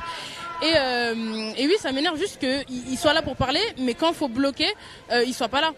Bien sûr. Oui, non, mais il y a plein de gens qui vont parler de ça aujourd'hui, mais je parle de mon avis. Oui. Non, mais juste, là, c'est ma prise de parole, je parle de ça, mais il y a plein d'autres gens qui ont parlé de ce qui se passe. Oui, mais non, mais... Oui, non, voilà. Oui, je voulais juste prendre cette prise-là de parole, juste pour rappeler que, voilà, il y a plein de gens, et ce mouvement-là, il appartient à aucun syndicat, mais aux étudiants de Paris en général. Mais bien sûr, mets pas d'ailleurs tous les syndicats dans le même sac parce qu'il y en a certains qui sont plus là que d'autres, comme le sapin d'ailleurs qui sont toujours là, les syndiqués qui sont toujours là. Mais bref, c'est juste que pour rappeler que bien ce mouvement n'appartient à aucun syndicat quoi. Voilà.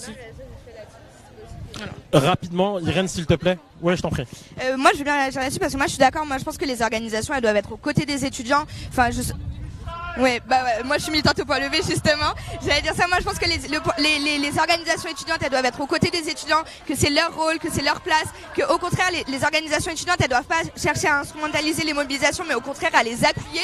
C'est pour ça que par exemple nous au point levé on se sert des positions qu'on a dans les conseils. Par exemple moi je suis élue au conseil d'administration de Paris 8 et on se sert de nos positions dans les conseils pour toujours porter la voix des étudiants auprès des présidences d'université, dénoncer en fait ce qui se passe dans nos facs, faire la lumière sur ce qui se passe dans les conseils. C'est pour ça que par exemple qu'à Paris 1, nos camarades en fait ils ont utilisé leur position dans les conseils pour justement porter la voix des étudiants mobilisés de Paris 1 contre la réforme en fait sélective qui voulait être imposée par la présidence, etc. Donc je suis d'accord que la place des organisations elle est aux côtés toujours des étudiants quoi. L'idée de ce live, c'est de donner la parole aux étudiants qui sont mobilisés, ceux qui ne le sont pas aussi, bref, de donner la parole à tout le monde. On est avec Linia qui est élue étudiante. Léa va lui poser quelques questions. Salut. Salut. Tu peux nous dire pour qui t'es t'es élu pour quelle tu représentes quelle organisation? Alors je suis élue étudiante et élue étudiante de l'UFR LAC, ce serait bien de le préciser aussi. Et je suis aussi du syndicat local de Paris Cité Écume qui est sous l'Union étudiante. Donc voilà, et je suis étudiante aussi, ça va de soi. Et ça fait combien de temps que t'es mobilisée? Ça fait un bon moment. Ouais. Sur la question palestinienne depuis que ça a commencé, je veux dire que je suis mobilisée, mais depuis qu'il s'est passé ce qui s'est passé depuis le 7 octobre, il y a eu plusieurs tensions. Ouais. Et nous, en tant que syndicat local et tout, il fallait qu'on apporte notre soutien aux gens concernés. Ok. Et comment vous le faites ça? Enfin, par quels moyens vous apportez le soutien? On se mobilise. Vous mobilisez? Par l'action. Donne-nous des exemples de mobilisation récente, genre aujourd'hui? Celle d'aujourd'hui. Aujourd'hui, ça c'est vous qui avez organisé ça? C'est ça. Ok, super. Et là, vous attendiez combien de personnes à peu près? On l'a organisé avec tous les étudiants de Paris Cité, je tiens à le préciser. C'est vraiment un travail collectif, c'est un effort collectif qu'on a tous fait pour en fait nous protéger, pour protéger les autres étudiants qui sont aussi nos camarades. Quand tu parles de protection, est-ce que vous avez des menaces? Oui, effectivement, en sortant du FR, un certain prof avait mentionné qu'il voulait faire une conférence contre l'antisémitisme, or que ce n'était absolument pas le cas. Il avait fait revenir des associations hyper problématiques et en sortie de conseil, il est venu nous voir. Oui, Écume, je sais qui vous êtes, je sais exactement ce que vous postez sur les réseaux sociaux, vous devriez faire attention. Et de là, une étudiante à lui, qui est dans ma licence, est venue nous menacer en nous faisant des remarques comme ouais, je vais lui péter la gueule et l'enseignant-chercheur il faisait que ça l'a bien fait marrer, on va dire. Et comment vous avez réagi? Sur le moment, avec tout ce qui s'est passé, nous, on est aussi humains, on est syndicalistes, certes, on est militants, certes, mais on est aussi humains, donc notre santé mentale, elle a pris un coup. Et ce qui fait que sur le moment, on a rien fait. Et là, en voyant la solidarité suite aux mobilisations à Sciences Po, suite aux mobilisations à la Sorbonne, etc., on a eu ce courage de nous aussi faire quelque chose et de nous faire entendre. Ok, super. Et du coup, là, typiquement, la mobilisation d'aujourd'hui, c'est une petite mobilisation, c'est une grosse mobilisation par rapport aux anciennes mobilisations. Je vois qu'il y a plein de gens qui arrivent là aussi. Alors malheureusement, on a dû la faire dans l'urgence. Ouais. La semaine prochaine, c'est les partiels, donc c'était hors de question qu'on impacte les étudiants dans leurs études ou autres. Du coup, on a fait l'AG vraiment en urgence ce mardi-là. On était très peu, on était une cinquantaine. Puis là, en faisant un débrayage, en faisant le tour des amphis, on a vu de plus en plus d'étudiants qui se mobilisaient et ça fait plaisir de voir ça. Et vous serez à Paris 8 ce soir ? Probablement, on va essayer de s'organiser, là on est beaucoup. Du coup, comment ça va s'organiser très concrètement, tu vois, pour les gens qui nous écoutent et qui nous regardent? Qui a lancé l'idée de l'AG à Paris 8 interuniversité? Qui va organiser ça? Qui va prendre la parole? Est-ce qu'il y a un ordre du jour? On peut s'attendre à quoi de ce soir? Alors, il n'y a pas l'ordre du jour parce que je crois en la possibilité que les étudiants peuvent très bien agir collectivement sans pour autant qu'il y ait de débordement ou de violence comme les médias peuvent nous faire croire. Et, Ouais, mais il y a forcément des sujets dont vous alliez parler. Genre, c'est quoi les prochaines actions? Il y a forcément des sujets sur lesquels forcément, vous avez prévu de parler. mais là, nos efforts, ils sont surtout dirigés vers nos revendications. Donc, faire en sorte que les étudiants et les étudiantes de Paris Cité et des autres universités qui ne soient pas réprimés pour l'opinion qu'ils ont, qui ne soient pas réprimés parce que ils se mobilisent pour une cause aussi urgente. Et aussi pour les partenaires très problématiques de l'université de Paris Cité, comme avec L'Oréal, comme avec voilà, tant d'autres. Merci beaucoup. Merci à vous. On vient d'avoir la petite information qu'il y avait une évacuation à Paris 4 et que certains étudiants allaient se diriger direction à Place de la Sorbonne. Ça tombe bien, on y sera nous aussi. Donc Là, on c'est aura marrant peut-être parce l'occasion que de faire des petites images. on parlait du fait que il n'y avait pas de lieu et qu'ils ferment les lieux pour qu'il n'y ait pas de mobilisation. Et là, on est pile, vous voyez, on va d'un lieu à l'autre. Première fermeture là-bas, deuxième fermeture ici. On va les suivre pour voir où ça se passe après. Pour vous rappeler, on a commencé donc Compliqué, hein. devant Tolbiac, on s'est dirigé ici devant le campus de l'université Paris Cité et j'étais en train de parler avec des étudiants qui sont bloqués juste derrière la grille. Vous pouvez le voir là. Ils sont tout simplement bloqués et ils ne peuvent pas sortir. Je leur ai demandé s'ils souhaitaient prendre la parole. Certains ne souhaitent pas prendre la parole par peur, je pense, de leur administration. Donc voilà, donc c'est important de le mentionner. On m'a dit qu'on avait des étudiants avec leurs professeurs qu'on pouvait aller voir là-bas. Donc on va s'avancer tout tranquillement, en sécurité, c'est important. Parce que mine de rien, c'est vrai que dans les facs et puis on va voir aussi dans les lycées si c'est aussi le Oui. cas. À partir de demain, je crois que l'idée c'est de généraliser au lycée. Et en fait, c'est vrai que dans ces situations-là, les profs aussi ont un rôle à jouer. Oui. Et les profs jouent un rôle quand même. Il y en a qui même aux États-Unis, on a vu des images d'arrestation de profs traînés par terre par les flics comme si c'était de vulgaires étudiants. Donc c'est intéressant de voir aussi comment. Est-ce que c'est nouveau cette répression là dans les facs quand les étudiants se mobilisent? Bah non, c'est pas nouveau. Mais malheureusement non. C'est pas nouveau, mais enfin là c'est particulièrement On carabiné. dit quoi aux jeunes? On leur dit vote et ferme ta gueule, c'est un peu ça. Et puis oui, et vote Valérie Ayer, si possible. Parce que Gabriel Attal, il est jeune. Alors, qui c'est qui voulait Bonjour, parler? Qu'est-ce qui se passe? bonjour. Bonjour. Non, pas elles. Elles veulent pas. Si? C'est avec vous qu'on va parler? Ok, bonjour, comment ça va? Ça va. Tiens, attends, je vais péter Ok. mon micro. On va vous demander de vous présenter d'abord. Ok, je suis Noya, du coup, L2 en psychologie. Ok, et toi? Moi, je m'appelle Alice. Ok. Je sais pas qui je dois regarder. Tu me regardes moi, D'accord, t'inquiète pas, je m'appelle on discute. Alice. Ok, enchanté Alice. Je suis étudiante en deuxième année de psycho. Ok. Voilà. Ok. Qu'est-ce qui se passe? Expliquez-nous. Oui, près de la bouche, c'est important. Désolé. Du coup, il y a un blocus et on peut pas rentrer. Ok. Et vous souhaitiez rentrer? Oui, on avait un partiel, du coup, ça aurait été mieux de rentrer quand même. Est-ce que vous échangez donc avec les étudiants qui sont en train de bloquer ou pas du tout? Non, pas du tout. Non, on est assez loin d'eux. Ok, mais vous souhaitez l'échange? Vous souhaitez leur expliquer pourquoi vous voulez rentrer? Non, pas spécialement. Je pense qu'ils savent qu'on a des cours ou des personnes. Tu penses que le discours est pas possible selon toi? Ah si, je pense que le discours est possible, c'est juste personnellement. Ok. Leur revendication, la mobilisation qui a lieu là dans toutes les facs de Paris et de France, toi c'est quoi ton sentiment face à ça? Moi je suis totalement d'accord.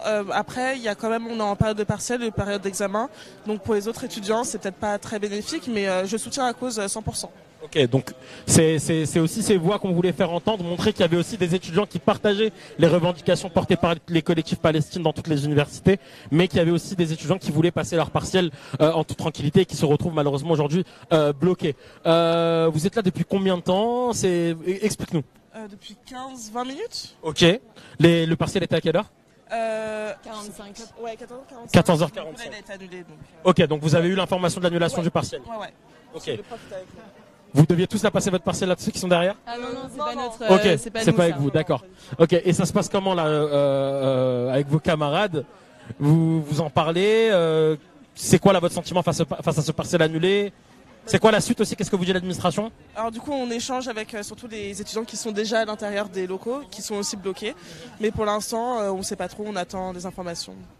Ok, bon, on vous a pas donné d'informations bien évidemment sur le report du partiel. Non, bien sûr que non. Est-ce que ça génère un petit stress? Non, il a annulé le partiel. Annulé, pas de report. Ah donc. non, il n'y a pas de report. Annulé, d'accord. Oui. Moi qui n'ai jamais été étudiant, comment ça se passe quand il y a l'annulation totale d'un partiel?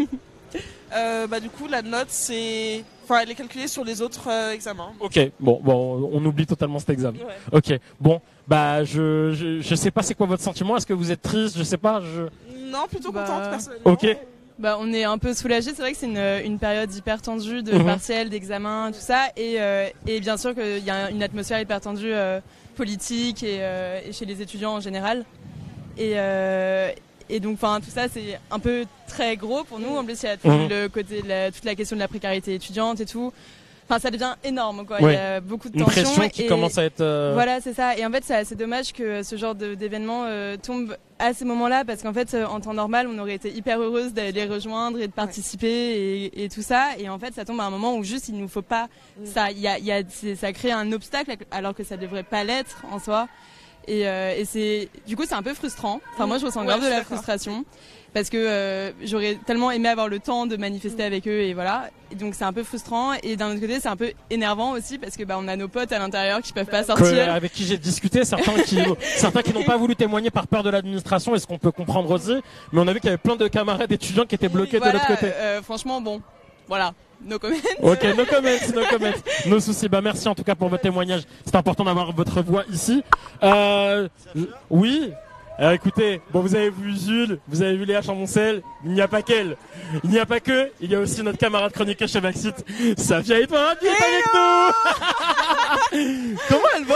Ça va, je viens de sortir de la mobilisation à Nanterre, on ne s'arrête jamais, décidément. Ça. Parce que c'est ce qu'on voulait expliquer, c'est que la mobilisation, elle était pas qu'ici, elle était dans toutes les facs de Paris, dans toutes les facs de France. Exactement. Toi, tu viens de Nanterre. Ouais. Là, t'arrives tout juste. Ouais. Je vous explique, je viens de voir Safia arriver derrière la caméra, c'est le moment en français. Comment ça va déjà? Faut savoir qu'à la dernière fois qu'on s'est vu avec Safia, on était bloqué dans un TGV. Voilà. Il y avait 3 heures de retard.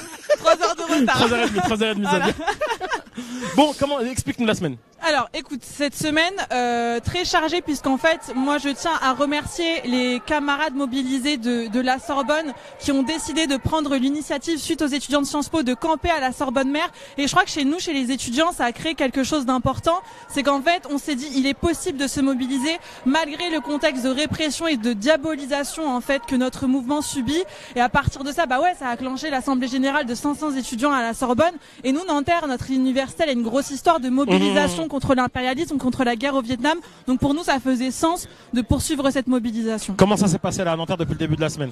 Alors à Nanterre, depuis le début de la semaine, on a d'abord été déjà très attentifs à ce qui se passait dans les autres universités, parce que nous, Nanterre, c'est un contexte un peu difficile.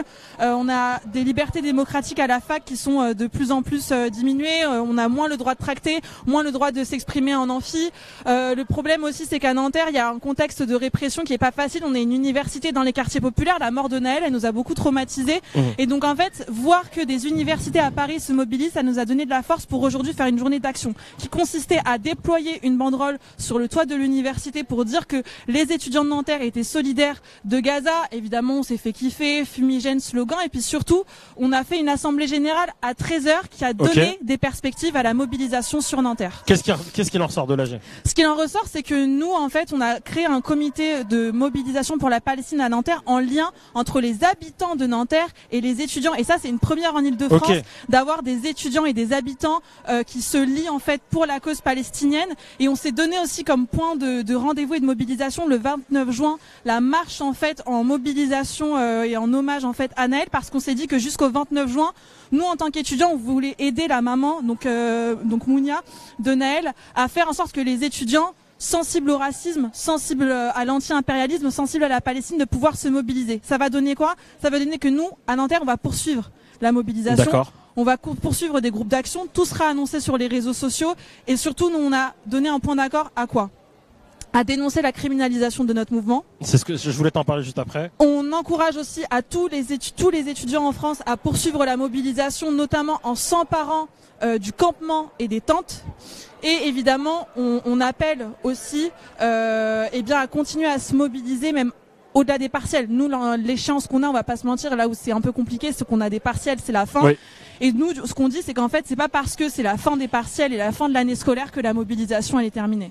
On avait là une discussion avec 2 étudiantes qui devaient passer leur partiel là à 45 et qui finalement, on vient d'apprendre l'annulation totale de leur partiel. Moi, je voulais te poser cette question parce qu'on a déjà parlé, toi et moi, sur la criminalisation là du mouvement, de toutes ces voix de la lutte, de la lutte palestinienne, de toutes ces voix palestiniennes. Il y a aussi cette diabolisation et ce procès toujours en antisémitisme. Comment t'expliques aujourd'hui cette réaction à la mobilisation parce qu'en réalité, c'est la seule réaction que nous opposent les politiques et l'administration aussi des fois, certains professeurs aussi des fois, face à la mobilisation. Je te remercie pour ta question parce que là, pour le coup, étudiants et professeurs, on est dans le même bateau d'avoir peur de parler de ce qui se passe à Gaza, d'avoir peur d'utiliser le mot génocide, d'avoir peur de se mobiliser. La répression et la criminalisation en antisémitisme, ça a beaucoup contribué à faire taire. Je tiens à dire une chose, c'est que la mobilisation dans les facs, elle est extrêmement progressiste. Moi, j'ai vu des comités palestiniens se saisir de toutes les questions de lutte contre l'antisémitisme, de lutte contre l'islamophobie, de lutte contre le sexisme aussi au sein de nos instances militantes. Et que cela, moi, je le dis aussi en tant qu'étudiante juive, ça m'a fait beaucoup de bien de voir que ces questions, elles étaient prises en charge. Et moi, ce qui me fait très peur, et je tiens aussi à m'adresser en tout cas aux étudiants juifs, c'est n'ayez pas peur de venir, n'ayez pas peur de vous mobiliser. Premièrement, quand j'ai vu, moi, la cabale médiatique qui s'est déversée sur les étudiants de Sciences Po quand ils ont utilisé les mains rouges, alors qu'on sait que les mains rouges, ça a donné lieu de tout temps à la dénonciation de nos gouvernements ont du sang sur les mains. Par exemple, en Israël, le Radical Bloc de Tel Aviv, c'est un groupe militant que je suis beaucoup en Israël. Ils ont mis du sang sur leurs mains et ils ont déployé une banderole pour dire Bibi, you can hide, you are committed a genocide. Donc Bibi, tu ne peux pas te cacher, tu es en train de commettre un génocide. La symbolique des mains rouges, c'est de dire nous avons du sang sur les mains, nous dénonçons un génocide et à aucun moment dire que nous on revendique le massacre de telle ou telle personne à Ramallah ou ailleurs. Et en plus, on est des étudiants français. Donc en fait, ça veut dire nous renvoyer en disant ouais, Rima Hassan, si on traduit ses tweets en arabe, ça veut dire est-ce qu'on peut arrêter le racisme anti-arabe et l'islamophobie 2 minutes dans ce pays et arrêter aussi d'opposer les militants, la communauté musulmane aussi à la communauté juive. Moi, c'est un truc qui me rend particulièrement malade. Et en plus, moi, ça me rend ouf parce que tout ça, c'est pour nous faire taire, alors que je trouve que nos mobilisations sont archi progressistes. Pour rappeler, parce que peut-être que certains n'ont pas suivi, Rima Hassan, que l'on a déjà reçue dans Backseat, fondatrice de l'Observatoire des camps de réfugiés palestiniens, aujourd'hui candidate aux élections européennes sur la liste de Manon Aubry, a eu un procès pendant une interview là en début de semaine sur France 2 où on lui a reproché donc ses mains rouges en la ramenant à ce qui s'était passé à Ramallah. Non, on lui a reproché d'avoir utilisé le mot soulèvement dans un tweet. Soulèvement aussi. Et la journaliste a dit mais si on traduit ça, en arabe. Ça c'était dans Public Sénat, voilà. Ouais. Donc Manuel Bompard était invité, on lui a dit oui mais Rima Hassan a appelé au soulèvement la semaine dernière quand il y avait les mobilisations devant Sciences Po, mais soulèvement ça veut dire intifada en arabe, donc voilà, donc c'était pour juste vous mettre des petits points de contexte. C'est quoi la suite de la mobilisation, Safia? La suite de la mobilisation déjà, ça va être de se coordonner, moi je pense aussi entre facs, moi je vois Comment ça se passe là maintenant la coordination? Là, va y avoir une assemblée générale interfac en Ile-de-France en fin d'après-midi. Je pense qu'elle va avoir lieu à Paris 8, mais le lieu est inconfirmé parce qu'à Paris 8, notamment, là, on a de super images qui nous parviennent. En fait, il y a un campement qui a lieu actuellement à Paris 8. En fait, je pense que c'est important de le souligner. Et nous, on va toutes et tous donner rendez-vous là-bas pour un peu coordonner la mobilisation à l'échelle d'Île-de-France et essayer de comprendre ce qui se passe dans les autres universités en France.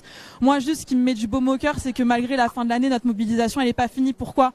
On est dans un contexte où les étudiants de Paris 1, notamment, que vous avez suivi aujourd'hui, ils se sont pris une réforme immonde et grâce à leur mobilisation, elle n'est pas passée. La mobilisation consistait à supprimer leurs droits de rattrapage, supprimer leurs droits de compensation, supprimer leurs droits d'absence. On est dans un contexte où nous avons faim, putain. C'est l'inflation. Et où en plus de ça, on est en train de nous dire non, vous allez devoir vous habituer à voir un génocide en direct sur vos téléphones. Non, vous allez devoir vous habituer à ne pas parler de la Palestine dans vos universités. Non, vous allez devoir faire comme si vous avez des camarades à l'international qui n'ont plus le droit d'étudier parce qu'ils sont morts. Mais moi, je refuse de vivre dans un monde où on normalise cette déshumanisation. Je refuse de vivre dans un monde où on normalise l'escalade militaire. Je refuse de vivre dans un monde où on préfère donner de l'argent à l'armée plutôt qu'à l'université, alors que nos profs, nos doctorants, nous en tant qu'étudiants, on a besoin de cet argent pour pouvoir continuer à faire de la recherche et pouvoir continuer à étudier. Ce truc-là de toujours ramener les étudiants à un truc, à un mouvement violent, à une action violente, non pacifique, qu'est-ce que t'en dis toi face à ça? Bon, moi, je pense que premièrement, ça reflète la peur du gouvernement. C'est-à-dire que de voir tout de suite réprimer, tout de suite voir des camarades étudiants qui se font traîner par terre, par les cheveux. Moi, j'ai été archi choquée. On a vu l'évacuation à la Sorbonne là. Elle était archi violente. Tout de suite nous faire des procès, soit en violence, soit en racisme, soit en antisémitisme ou que sais-je, soit en anti-républicain. Enfin, en fait, on s'en fout. Si tu veux, moi, ça me surprend pas. il y a une conséquence, c'est que du coup ça dissuade des gens de parler, de se mobiliser. Donc nous, en tant que militants, ça nous demande un suprataf pour dire aux gens vous êtes légitimes à vous mobiliser pour la Palestine. Et ensuite, moi ce que je vois, c'est que ayant conscience que ça fait peur au gouvernement, s'il vous plaît camarades, ayez conscience qu'on a une force d'impact dans nos universités, mais pas que, parce que justement des travailleurs sont prêts à se mobiliser, des gens dans leur quartier sont prêts à se mobiliser, que ça va devoir certes être un effort de créativité pour penser à des actions, certes ça va devoir être un effort de coordination, mais on en est totalement capable. Merci Safia. Merci à vous l'équipe et surtout rendez-vous pour l'émission de ce soir. Merci beaucoup. C'est un plaisir de retrouver Safia. Moi on m'a dit que j'allais retrouver Safia pendant le live, j'étais archi content. Usul est avec moi. Oui, il y a encore Léa des jeunes là qui ont des trucs à dire. Oui, sûrement dans le coin. Il y a plein de choses à dire. Il y a un jeune là, il dit qu'il a des revendications. Un jeune, on a dit. Bonsoir, je suis le jeune. Alors en fait, moi je trouve c'est les revendications. C'était un peu con parce que tout à l'heure il y a eu tout un débat sur organisation par organisation. Voilà. En fait, c'est surtout des gens qui n'étaient pas de la fac qui sont venus avoir ce débat ici. Donc ici, en fait, nous, ce qu'il faut savoir, c'est que on l'a décidé. Ce qui se passe aujourd'hui, on l'a décidé en comité mardi, donc. Donc on s'est organisé comme on a pu et on a dressé une liste de revendications qui sont directement dirigées contre notre fac parce que voilà, on estime qu'en fait on peut faire un bras de fer à notre échelle ici. Et du coup, la première des choses, c'est que l'université Paris-Cité, elle doit rompre tout lien avec l'entreprise L'Oréal, qui est vraiment implantée en fait dans les colonies en Cisjordanie notamment, parce qu'en fait il y a la directrice internationale des programmes sciences de la Fondation L'Oréal, Elisa Simone Pietro, qui est au conseil d'administration et au conseil d'orientation stratégique de notre fac. Donc en fait, à partir de ce moment-là, au-delà du fait qu'il y a un partenariat privé, des revendications qui ont été élaborées, voilà, qui ont été décidées collectivement. Voilà, donc il y a eu effectivement, c'était l'AG qui était mardi, et c'est cette liste de 3 points qu'on a décidé de dresser. Donc voilà, on estime que ces partenariats privés là, ils n'ont pas lieu d'être. C'est voilà.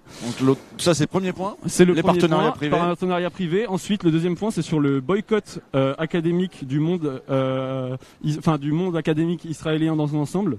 Donc c'est notamment, il y a un programme qui a commencé en 2019 qui s'appelle le French Israeli Laboratory of Foundations of Computer Science. C'est un programme de coopération scientifique avec des universités, en fait notre université et des universités israéliennes, notamment l'université de Tel Aviv. Et en fait, ce qu'il faut savoir, c'est que le boycott universitaire, c'est pas juste parce que la production scientifique est faite là-bas. Concrètement, c'est aussi parce que ça va servir à développer des technologies de répression ou des armes. Les facs en fait israéliennes, elles sont en lien direct avec l'organisation militaire, quoi. Et le troisième point, et notamment l'université de Tel Aviv, elle a développé la doctrine d'Aya qui préconise en fait de cibler les civils et les. Oui, parce qu'on a vu que maintenant il y avait des histoires d'IA qui établissaient un ratio de 1 pour 20 pour un jeune homme en train de prendre les armes ou je sais pas quoi. Enfin, il y a en gros des pertes de civils, une rationalisation du meurtre dans les civils. Universités en fait. Et du coup cette doctrine, elle a été établie par une université avec laquelle, qui est en accord avec. D'accord, notre fac. super, ok, d'accord. Donc c'est voilà, très précis. ça c'est un truc précis. Ouais. Et enfin, la dernière, c'est évidemment de garantir la sécurité et la liberté de s'organiser des étudiants qui se mobilisent contre le génocide palestinien, parce qu'aujourd'hui, on a fait un petit tour du campus, ils nous ont fermé toutes les portes quand on arrivait, et là ils enferment des étudiants. Je pense que c'est ça le truc qu'on retiendra d'aujourd'hui, c'est qu'ils ont enfermé des étudiants dans la fac parce qu'ils avaient peur de nous pendant peut-être 1 heure, 2 heures qu'on est là. Donc nous on mobilise en fait, on demande le droit de se mobiliser et qu'il soit garanti. C'est très concret. Et notamment contre les pressions en fait derrière. On a eu des attaques en fait directement dirigées contre nous des attaques de sionistes en fait, concrètement. Il y a eu des violences. On a le droit de. Il y a eu des provocations, des intimidations partout sur le campus. Donc voilà, en fait, c'était nos 3 points. Et très bien. Je voulais rappeler que de base, on parle de ça et que c'est un mouvement à échelle globale, mais que chaque université, il faut faire le travail d'aller chercher en fait ce qu'on peut mettre pour comment on peut faire le bras de fer avec notre fac, avec notre université, et aller chercher en fait tous les trucs qui cachent. Et ce manque de demander en fait de la transparence sur tous ces trucs-là et les faire cesser. Très bien. Voilà. Au moins c'est très clair. Je te reprends le micro. Ouais, merci. Bon courage à vous pour la suite de la mobilisation. Nous on se dirige progressivement quand même vers la fin du live, n'est-ce pas, Malek ? Exactement. Enfin, à la fin de ce live-ci, on tu se viens sous retrouve le à parapluie 17h. Usul ou ça te va toi? Non, c'est bon. Moi, tu sais, moi je viens de Normandie, moi. Ouais, c'est ça, j'avais oublié. Les amis, Ça c'est pas, c'est une petite pluie, ça. Ouais, c'est rien. Ouais, désolé, moi j'ai une coupe de cheveux à garder parce que ce soir j'ai une élection présidentielle, je te rappelle. C'est vrai, ouais. Parce que les amis, on se retrouve tout à l'heure à 17h pour un live à la Sorbonne avec Fibre Tigre et Libé. On sera candidat à l'élection présidentielle, ma chère Léa. Tout à fait, et pas des moindres. Hein. Et aussi petit coucou à Jean qui nous rejoint plus tard, mais voilà, qui a pas pu être là pour ce live, mais on pense fort à lui et merci de nous laisser l'antenne un peu. Et de donner la parole aux étudiants qui sont mobilisés. Ouais, et puis l'idée c'était que aussi là on va au Grand Amphi de la Sorbonne, une Sorbonne qui a été évacuée un peu plus tôt, donc c'était de dire d'accord, mais alors à ce moment-là on fait autre chose aussi, et donc on va dans la rue, et c'est pour ça qu'on est là aussi aujourd'hui, et on espère que ça servira à quelque chose. Je pense qu'il n'y a pas non plus beaucoup de monde qui fait ça, qui prend le risque de hein. C'est ce que je voulais dire, c'est que aussi, hein. peu sont les médias à donner la parole comme ça aussi directement aux étudiants. On a découvert leurs propos en même temps que vous. L'idée n'était pas du tout de contrôler ou de brider ce qu'ils voulaient dire. On salue évidemment notre copain Jean, comme il le sait, à chaque fois l'antenne est bien tenue. Hein, on s'en occupe bien. Ce que je voulais aussi vous dire les copains, c'est que donc juste après on se retrouve à 17h donc pour le jeu de rôle avec Jean, toute l'équipe de Backseat, Libération et Fibre Tigre. Après vous aurez le grand oral des candidats aux élections européennes avec Libération et notre ami Jean Massier toujours. C'est pour ça il a une grosse soirée le pauvre. Moi ce soir j'ai le match de l'OM. Hein, c'est autre chose, mais c'est pour ça on s'est occupé de ce live. L'idée aussi était de donner la parole à tous les étudiants. Vous avez vu, tout le monde n'était pas forcément sur la même ligne. Certains avaient envie de passer leur partiel aujourd'hui et n'ont pas pu le faire. Et on peut le dire. C'est toujours les mêmes trucs. Hein. C'est toujours les mêmes trucs. Mais ils ont pu le dire librement à notre micro et c'est le plus important. Et puis il y a ceux qui sont syndiqués, et puis il y a les totos qui disent qu'il n'y a pas que les syndiqués. Voilà. Et puis c'est cette ambiance-là qu'on était content de vous faire découvrir aussi. Les amis, on espère que ça vous a plu. Merci Léa, merci Usul. On se retrouve tout à l'heure à 17h pour ce jeu de rôle. À très vite, prenez soin de vous. À ciao.